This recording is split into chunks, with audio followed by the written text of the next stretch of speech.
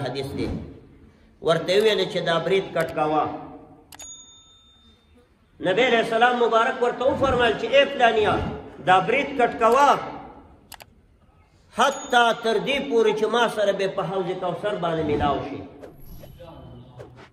علماء او محدثین لیکلي د دې دا مطلب دی چې د نبی علیہ السلام په سنت طریقه باندې عمل کول دا نبی علیہ السلام سره باعث د ملاقات دی په میدان محشر کې. د پیغمبر په سنتو کې دا کمال دی. بعضې خلک د نبی علیہ السلام د نقشې نه خلاف راولي ګیرې والي مثلا موږ نه ویو چې په ګیره والو ګنې څوک کافر کېږي یا دا به بیخي جنت نه نه ځي دا نه زیاد ایمان نه خارج شو نه مسلمان دی. ډېرو خلکو ګیره والي ښه د الله نه یریږي ښه تقوادار یې ښه منځونه کوي ښه روژې نیسي. موږ پرې دا فتوا نه ورکوو چې دا ایمان نه خارج شو خدای دې نه کړي. خو البته دا نقصان یې وکړو چې نبی علیہ السلام سره به په محشر کې او حوض کوثر کې ملاوېده د دپاره بې مشکلي. ځکه نبی علیہ السلام دې صحابي ته وایي برید کټ کوه حتی چې ما سره به په کوثر باندې ملاو شي چې ما سره دې بیا ملاقات وشي. نو هره سنت طریقه د پیغمبر څه څوک خپلوي که څوک جمع ته په پابندۍ سره راځي دا هم د نبی علیہ السلام سنت طریقه ده. برید کټ کول او ګیره پرېښودل دا هم د نبی علیہ السلام سنت طریقه ده. خولۍ یا پګړۍ په سرول یا پکول په سرول دا هم د نبی علیہ السلام سنت طریقه ده.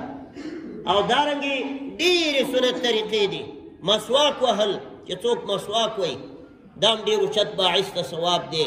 ډېر مسلمانان اودس کې مسواک نه استعمالوي نوکان غوڅول استنجا کول دا ټول د نبی علیہ السلام مبارک سنت کې. پیغمبر علیہ السلام فرمایي 10 من سنن الانبیاء لس شیونه دي چې د ټولو پیغمبرانو مشترک سنت دي. لس کارونه دي چې هغې باندې ټول پیغمبران را روان دي. 10 من سنن الانبیاء یو پکې استنجا ده یو نوکان کټ کول دي د بدن نه اضافه اختان لري کول دي او مسواک وهل دي او عطر استعمالول دي سنتګري کول دي د ماشومانو دا د ټولو انبیاو مشترک سنت او ویښته په سنت طریقه باندې برابر صحیح طریقې سره پرېښودل دي خلاف سنت نه. نو د انبیاو علیهم السلام سنت طریقې عملي کول دا باعث د ملاقات او نبی علیہ السلام سره د قرب باعث دی. او د نبی علیہ السلام مبارک د سنت طریقو نه خلاف کول دا باعث د نبی علیہ السلام نه د لرې کېدو دی. په دې سره انسان د پیغمبر علیہ السلام نه او د هغې د مقاماتو او د مراتبو نه لرې کېږي.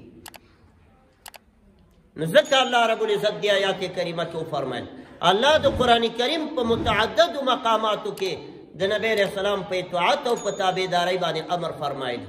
یو ځای کې الله فرمایي قل ان کنتم تحبون الله فاتبعوني ورته ووایه پیغمبره که چېرې تاسې غواړئ چې د الله سره محبت وکئ نو زما تابعداري وکئ. که څوک غواړي چې الله سره محبت وساتم او الله سره زه مینه وساتم او صحیح مؤمن شم نو فاتبعوني زما تابعداري دې وکړي. نبی علیہ السلام وایي زما تابعداري وکئ یحببکم الله الله به تاسې سره محبت وکړي چې زما تابعداري مو وکړي. او بل ځای کې الله فرمایي ومن یشاقق الرسول چا چې د رسول علیہ السلام نه خلاف وکړلو من بعد ما تبین له الهدى وروسته د هغې نه چې د هدایت لاره ورته واضحه بیانه شوه چې دا د هدایت لاره ده او دی بیا د رسول علیہ السلام نه خلاف روان دی. الله وایي ویتبع غیر نوله ما تولی ونسله جهنم کوم طرف ته چې اوړي همغې پله به یې موږ ور واړو چې ورځه ورپسې نبی علیہ السلام نه خلاف روانې زما د پیغمبر نه الله وایي زه ورته یم ښه ځه ورځه ورپسې نوله ما تولی کوم خوا چې اوړي مخ به یې ورخلاصه کړم ونسله جهنم او آخرت کې به یې دوزخ ته ور داخل کړو موږ.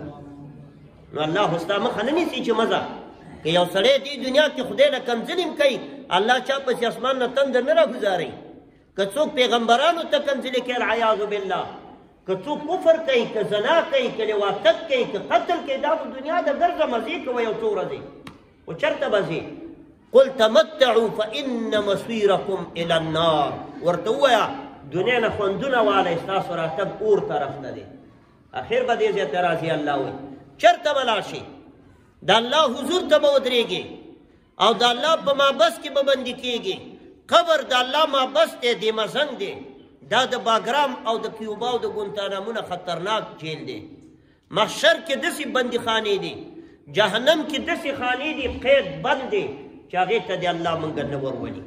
الله رب العزت قرآن پاک کې وایي کلما القوا منها مکانا ضیقا مقرنین دعوا هنالک ثبورا. هغه وخت چې دوی تړل شوي د جهنم په هغه تنګو خانو ورننه باسم، هغه تنګ بند ځایونه په داسې حال کې چې په زنځیرو تړل شوي او د اور په صندوقونو کې بند دي، نو دې وخت کې به د هلاکت چغې دا خلک ووایي. دعوا هنالک ثبورا، دلته به وایي چې وه هلاکت را ورسېږي، و مرګ راشي، و مرګ راشي. لا تدعوا اليوم ثبورا واحدا وادعوا ثبورا كثيرا. الله به وایي د ملایکو په ژبه چې نن ډېر هلاکتونه وغواړئ، خو تاسو ته څه فایده نه لري، هېڅ فایده نه لري. دنیا کې خلاف د پیغمبر د نقشې نه روان وئ، اوس فایده نه لري. دغه ځای ته زموږ ورتګ دی عزتمندو، جنت دی دوزخ دی، دا دوه لارې دي. وهدیناه النجدین، الله وایي دوه لارې مې ورته څرګنده واضحه کړي. د دغې لارې ښودو دپاره الله کریم 1,04,000 پیغمبران راولېږل. 1,04,000 پیغمبران. لس کسه نه دي، شل نه دي، دا خو ډېر شوي پیغمبران دي که نه. دا 1,04,000 معظم شخصیتونه چې دلته ودرې، نو دا غون کلي کې به ځای نه شي. دا خو ډېرې زمانې تېرې شوي، په یو وار خو یې نه دي رالېږلي. 2 پیغمبران به یو وخت کې راغله، 3 به په یو وخت کې راغله. په یو وخت کې 3 پیغمبرانو، مدین کې شعیب علیه السلام او په مصر کې موسی او هارون علیه السلام. په یو وخت کې به 10 پیغمبران هم راغله. داسې وخت به راغی چې 1500 کاله کې به یو پیغمبر راغی، 200 کاله کې به راغی، بعضې وخت کې به 2 پیغمبرانو یو وخت کې. دا زمانې تېرېدې او د نبی علیه السلام مبارک نه چې مخکې د عیسی علیه السلام تېر شوی، د دواړو په مابین کې 501 کاله تېر شوي دي. دې زمانه کې پیغمبر نه و راغلی، دا زمانه د فترت وه، د قطع د انبیاو وه. لتنذر قوما ما انذر آباؤهم فهم غافلون. الله وایي دې دپاره مې راولېږلې چې هغه قوم د الله نه ویری چې پلار او نیکۍ چا نه دي یېرولي، دې غافله دي د آخرت نه، وده پراته دي.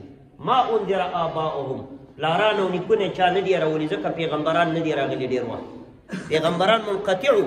الله رب العزت نبی علیه السلام ته وایي یاسین والقرآن الحکیم انک لمن المرسلین. یاسین یا سید البشر.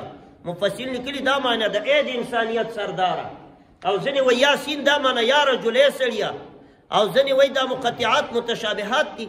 والقرآن الحکیم، زما د قسم په قرآن باندې چې د حکمت کتاب دی. انک لمن المرسلین، بیا الله قسم کوي چې ته د پیغمبرانو د جملې نه یې. علی صراط مستقیم، او په صحیح لاره برابرې. او څه دپاره رالیږلی؟ مقصد د بعثت څه دی؟ ته ما کوم مقصد دپاره رالیږلی؟